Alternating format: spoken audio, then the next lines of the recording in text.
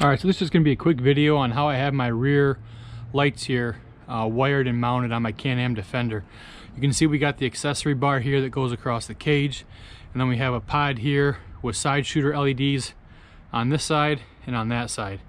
So I'll take you up top into the roll bar and I'll show you how I have it mounted.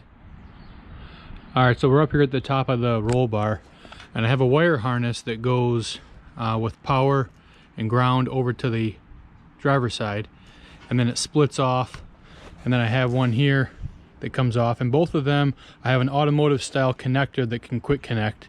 That way if something ever happens to the light cubes, I can just pop them off and put a new one in if it goes bad.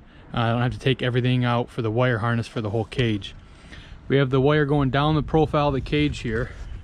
It goes inside the cage and down, and then comes out down here at the bottom of the cage, and then I have it tucking in underneath by the seat here.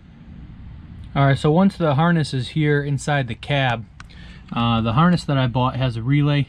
Off the relay comes power and ground. I could connect it here to the battery, but then the switch would constantly be illuminated on the dash and it would drain the voltage out of the battery.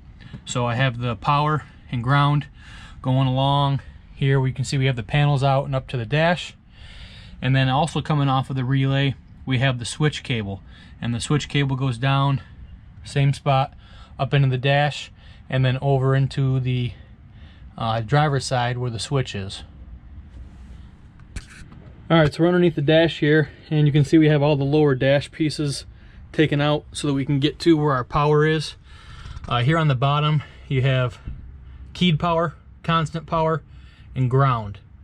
And this is going to be the same for 19 and older Canam Defenders, the 2020 I believe. This power block is in the front underneath the hood, and then from here that's where I mounted the power so that the switch is keyed power, and then the switch wire goes up and behind the steering wheel and then over to the driver's side. Alright, so you can see we're over here on the driver's side where we have our light switches. The backup light here, it's not illuminated. That's because there's no keyed power. So if I go ahead and turn on the power, you can't see, but the switch there illuminates at the bottom, and then when we click it on, if we go back to the back, the LED lights light up, and then you turn it off. If the keyed power is not on, they won't turn on, so you can't accidentally hit it and drain your battery because it's wired to keyed power. So that's how I have my lights wired up on the Canam Defender.